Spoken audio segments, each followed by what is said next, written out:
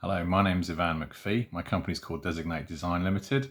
And today I'm going to talk about commercial conversion opportunities, in particular a commercial conversion of a office building into residential property that we completed successfully in Watford in 2018.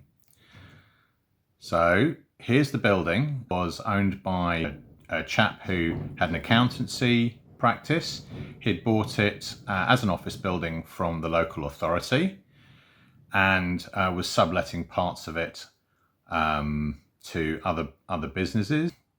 He had been served a notice that permitted development rights were going to be withdrawn. Now, permitted development rights are a tool of central government, which means that the local planning laws and the local planning authority, to some extent, can be leapfrogged.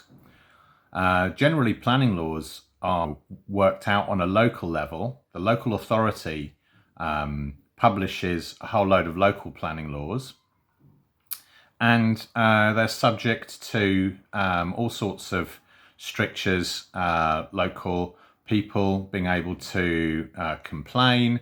There's local councillors and who are under pressure from local people in order to perhaps not let developments go through. And this is, like I said, leapfrogged by permitted development applications, which don't really go through the normal planning channels. As long as all the rules are met, it has to be granted permission. And so, like I said, this is a central government tool, really, which is not subject to local planning authority control.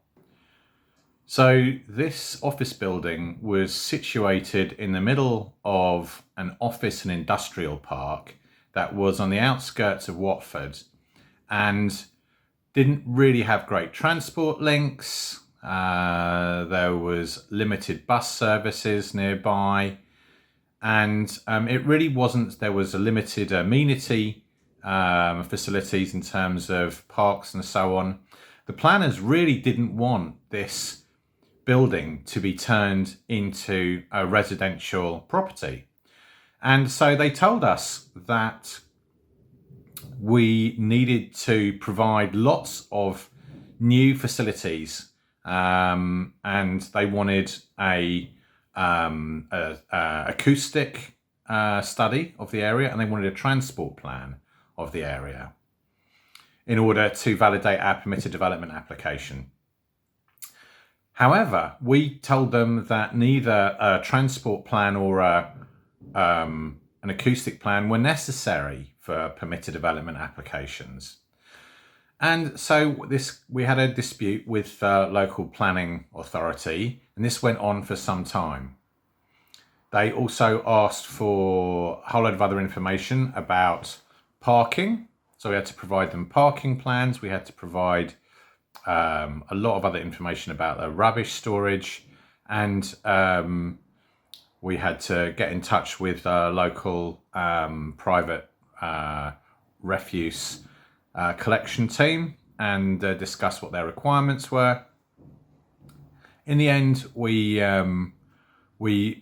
were down to the last few weeks before we finally got our permitted development permission through in the post and by email, and we'd won. So suddenly the office building could be converted into 10 flats, and here is the permission notice. Success. And so that's how you can convert an office building into residential units, despite the local authority not wanting you to maybe do so.